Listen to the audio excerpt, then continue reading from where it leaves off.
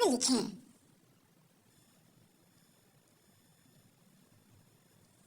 आज तेजी से बहुध्रुवीय होती दुनिया में वैसे भी किसी देश के लिए यह संभव नहीं है कि वह लंबे समय तक सिर्फ अपने हित में एक तरफा नीतियां लागू करता रहे और उसे दूसरे देशों को मानने पर मजबूर करे।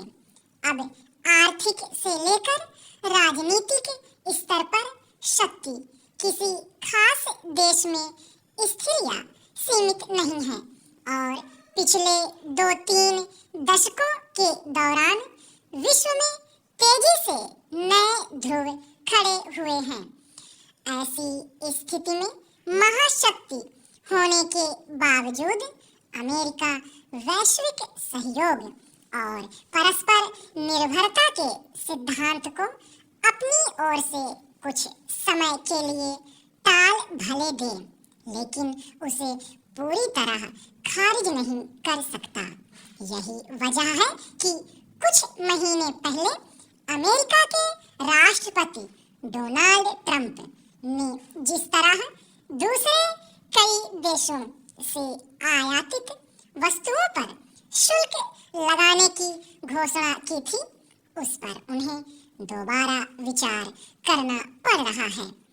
एक ओर भारत ने अपने ऊपर रूस से तेल खरीद पर जुर्माना समेत 50% तक शुल्क लगाने के बावजूद अपनी नीतियों में कोई बड़ा बदलाव करना जरूरी नहीं समझा, तो दूसरी ओर चीन भी इससे बहुत चिंतित नजर नहीं आया। अब बीते कुछ दिनों से अमेरिका की ओर से जैसे संकेत आ रहे हैं, उससे साफ है कि शुल्क लगाने को लेकर उसके रवैये में थोड़ी नरमी आ रही है।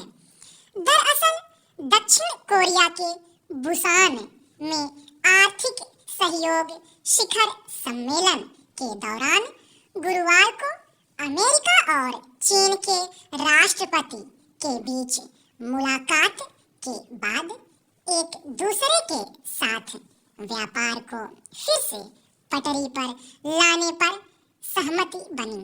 उसके बाद व्यापार युद्ध जैसी स्थिति के खत्म होने की उम्मीद की जा रही है। यूं भी अगर अमेरिका अपने रुख में बदलाव नहीं लाता है तो व्यापार युद्ध के असर की आंच उस तक भी पहुंच सकती है।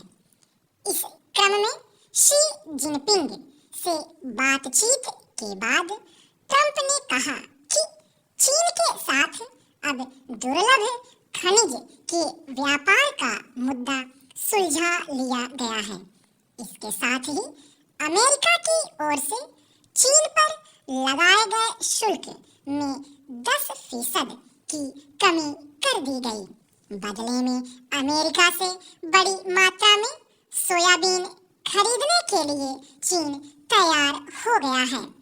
गौरतलब है कि दुनिया भर में करीब 70% दुर्लभ खनिजों का खनन चीन में होता है।